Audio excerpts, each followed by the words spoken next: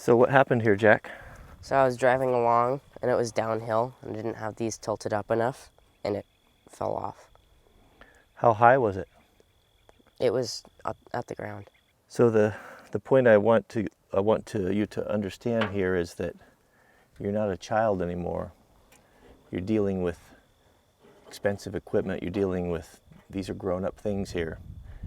And not paying attention and having your head in the clouds this is kind of the result of that. This is a lot of money, a lot of things that were wasted. So I want you to learn from this and make sure you be more careful next time, okay? Yes, sir.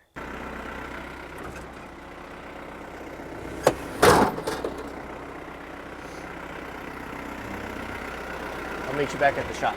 Okay. All right, let's get all the tools out, pull everything out that got broken.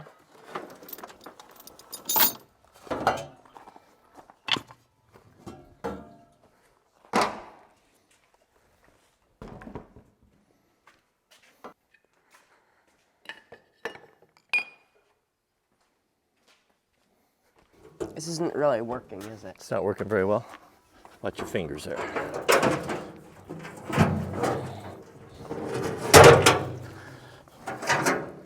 All right, come here, I want to tell you something. I don't care about this stuff. The tools and all those things are meaningless. My main concern is that we were lucky this time and the only thing that got hurt or damaged was some tools. Those are replaceable. They don't mean anything in life. What I'm concerned about is when you're running equipment, it could go the other way. Something could happen by not paying attention and you could get hurt. Your tractor could tip over or lots of things just by not paying attention and kind of thinking of other things. So you got to remember, hey, look at me, you're not in trouble. We all make mistakes. I just want you to learn from this.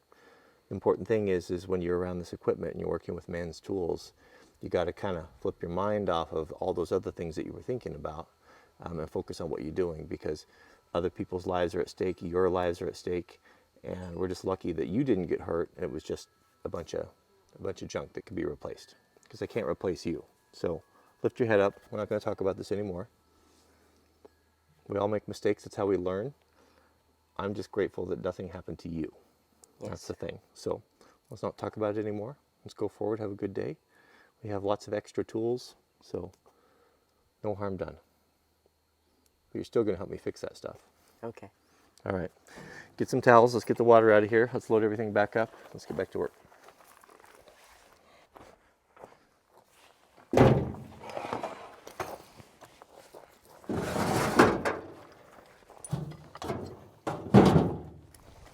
Grab me that Dolmar next. Okay.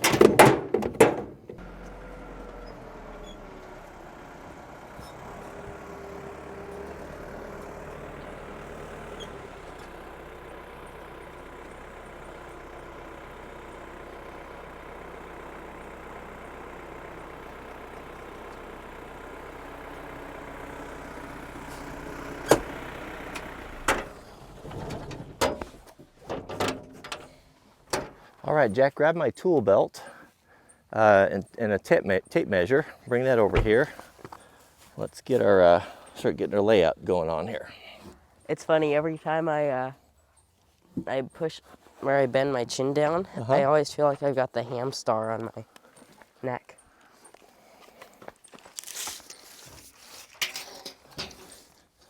All right, get the snap-on impact gun as well. And we'll need the bit, were those 5/16 we figured? Yeah, they're in there. Okay, get them chucked up in the both in that impact gun there. Okay, so we've got the other side there. Let's check this side. How's that looking? Needs to go to the, I'm not sure. Maybe with the right? So it's got to come to me. I think, no. Or does it? Yeah, it does. We want those to be even.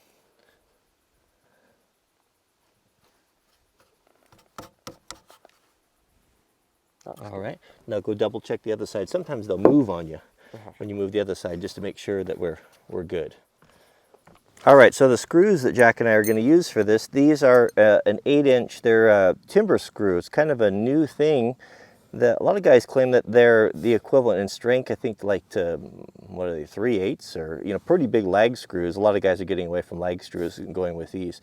Nice thing about them is you don't have to pre-drill them because they're so small and they bite really good, and they won't split the wood near as like those great big ones will. So I use these in the shop and they were pretty good. So we have to think about a couple things here. So we're going to put ourselves in, we're going to put a nice little a rail on there.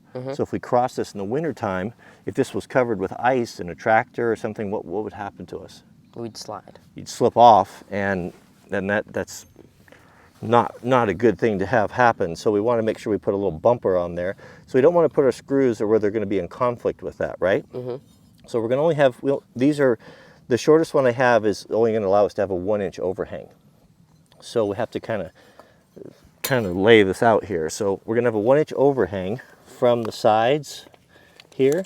So we'll mark this at 1 inch. That's where the finish will be, right?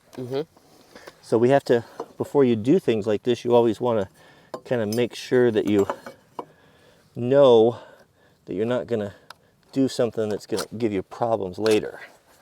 So this is going to be our finish overhang, right? Not very much. Give or take? No, it's not very much. It's all we've got. Now, if we put if we're going to put that 4x4 on there, right? So that 4x4 bumper is going to be here. Do you understand how that's going to be like a little fence on there? Yeah. Okay. So that's going to be our bumper. So it's not going to be very tall. It's just going to be like 1 inch tall. Right. Now, the problem we have with these screws is they have kind of tall heads on them. They're going to be exposed. Which might be good for keeping the thing from running off. Could be good for like traction for the tires. We shouldn't be running over here though. So we got to make a choice. We can do one of two things. We can either bring them inside of this so they don't have a conflict, or we can put them right under this, which might be better. And if we recess them, meaning we run them down so they're below the top of the wood, what will be cool about this is that they'll be covered by the bumper rail. Can you help me with the start? So our reference, what's our reference? 1 inch. It's going to be here, right? So we start here. We'll grab your speed square. Transfer this line up here.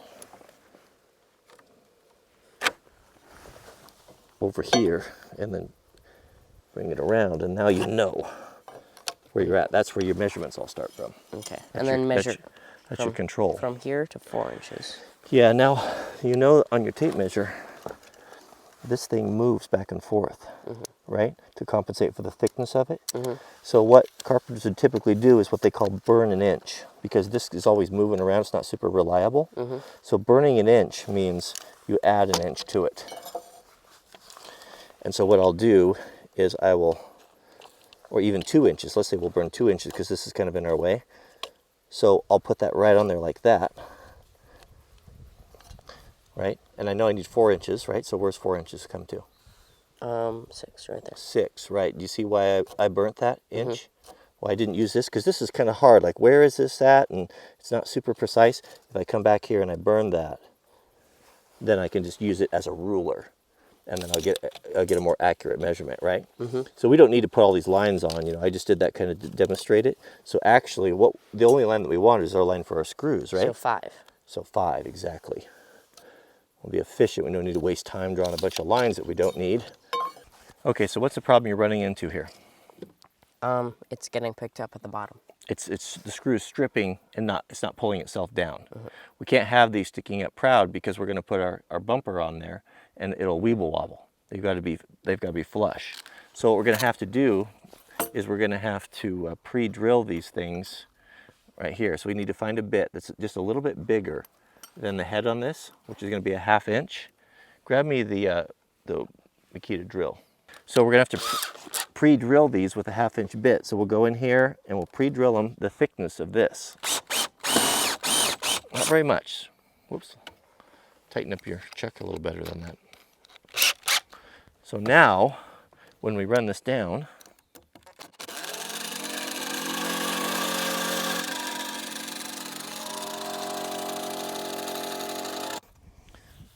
we don't have that problem anymore, right? Mm-hmm. That's better? Mm-hmm. All right, nice and clean. Okay, so we've got this one established right here. Everything's gonna go off of this. So we're gonna make sure we have our, we're gonna we do have to put the other shirt in there. it'll be fine. We'll come back and do that. So what we're gonna do now is we're gonna do around a 2-inch overhang. And then we will, once we get everything secured, then we'll come back here, snap a line, and then we'll cut a clean line on there. That's the only way to get a clean line, because these are all uneven. They're all rough cut from the sawmill. So we'll have a nice straight line. So go, you got the spacers handy? We do. All right. So let's clean everything off here so we have a clean sweep so we can work on here. And then we'll start laying out and spacing. Okay, so we've got these tight. So let's pull these back a couple feet. Okay. Ready? Make mine the same. Yours the same as mine.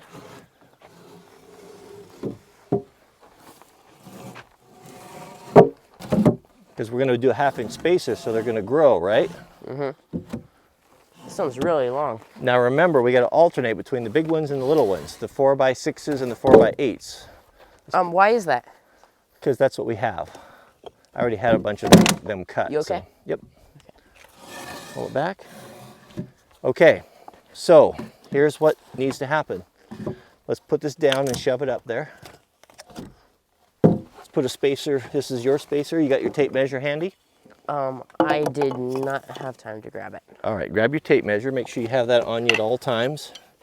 So the critical measurement is going to be this overhang here on your side. I'm gonna make sure that mine's 2 inches, and all you have to do is just to make sure that you're not under 2 inches, okay? Okay. Definitely not under 2 inches. All right, so these are 1/2-inch spacers here. They're both the same thickness. So what we'll do is we'll just give it a little tap with your fist, or give it a little bump, kick it. Do you have your impact wrench? I'll give you this little one here. Thank you. Make sure you've got some timber screws there handy. I've got some for you here. That's a lot. Okay. Now, it's not going to be super critical on these screws because they're going to be hidden. If they were going to be exposed, we'd want everything perfectly lined up just because it's good style. It's not super critical here. So what I want you to do is just to kind of look at this, just eyeball it, measure in from the side here 1 inch. Excuse me, 2 inches. Yeah, 2 inches from the stringer here. And just kind of get a visual on that where that is, and put a screw 2 inches in here and 1 in here.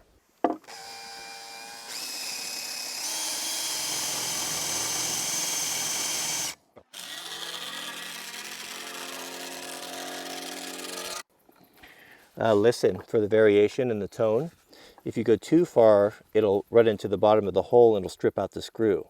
So watch and listen. When you hear that tone change, let off the trigger. So you're getting faster. When you're on a job site, you look around and see who's the best, who's doing the quickest work, who does the best work. Watch and learn from them so that you can do even better. Steal their ideas and their techniques and make them your own. And don't tell anyone. All right? I see you doing that to me. I've got what inch? I got 2 inches. 1.5 inches? 1.5 inches. How about now? Now I've got 1.25 inches. Okay. Or no, 1 inch and 3/8? There, 1.5 inches. Okay, good. We each got 1.5 inches.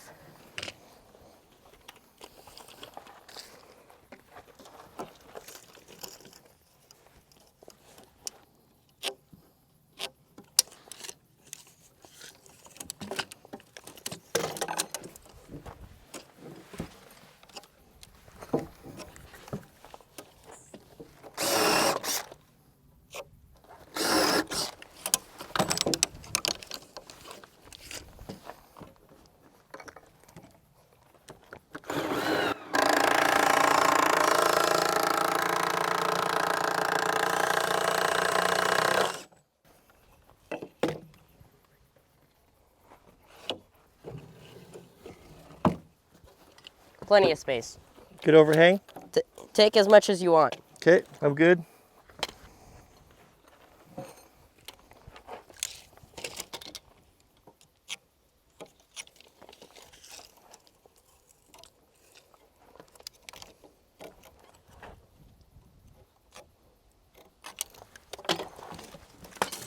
Dang it. I was so close to getting it.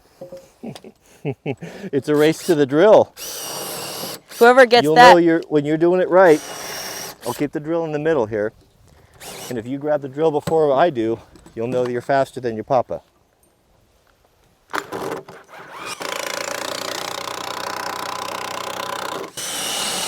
But don't let that cause you sloppy work by being too fast.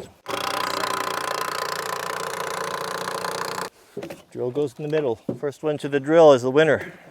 I can't reach as far as you. You'll have to figure it out. Compensate. Plenty of space. All right, I've got to change mine. I got to move mine a bit. Yeah. How much you got? Plenty of space. Maybe a little bit less now. Hold Check on, it now. Let me check. You got 2 inches?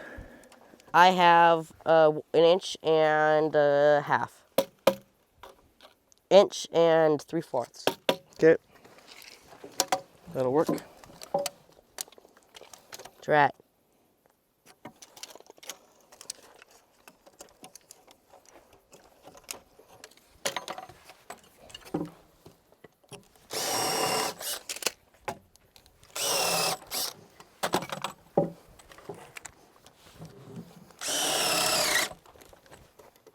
So Jack's getting a little cocky. You think you can beat your dad? No, Let's do it. I Ready? beat you once. Let's go. What's your overhang? Good. Can you give me that much? Huh? Can you give me that much? Yeah, you take more if you want. That's all I need. Problem is I don't know when you start, so I'm like, oh no.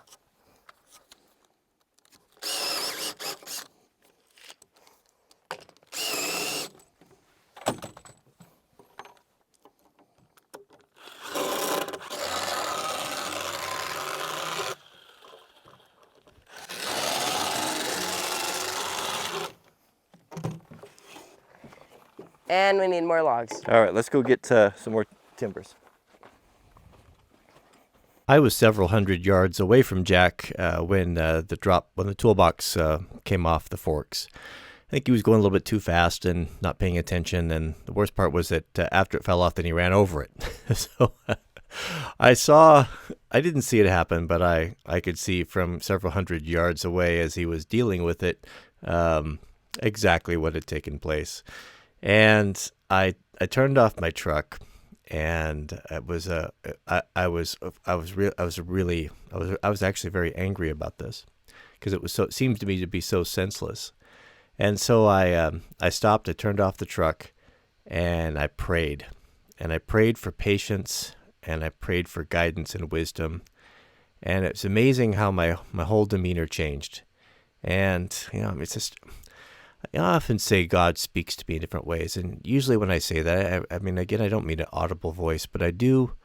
He'll speak to us through Scripture, and that's why it's so important to know the Bible is that those things come to mind. It's His written word, and I guess the thing that came to mind was, how many things have I forgiven you for that you have done intentionally? So who are you to not to forgive this child of yours who did this unintentionally? And then, of course, it always comes into mind, he who is without sin, let him cast the first stone. And so I took my time and started the truck back up and headed back up there. And by the time I'd reached Jack, I was in the right frame of mind, but I'll tell you, it was a struggle. And I guess the point of this is that, coming from when I was younger and I suffered from a terrible temper, and it's still something that I have to deal with all the time. My default position is to really fly off the handle. But one thing that if you share that issue, if you have that problem, that weakness like I do, you can get victory over it. Just take a moment, reach out to God, and accept His grace and His calmness and peace. Let it come upon you. Take a few breaths and engage your brain and think about it before you go off half-cocked and say something that you regret, like I have done so many, many times. But that's it. Thanks for watching, and we'll see you guys on the next video.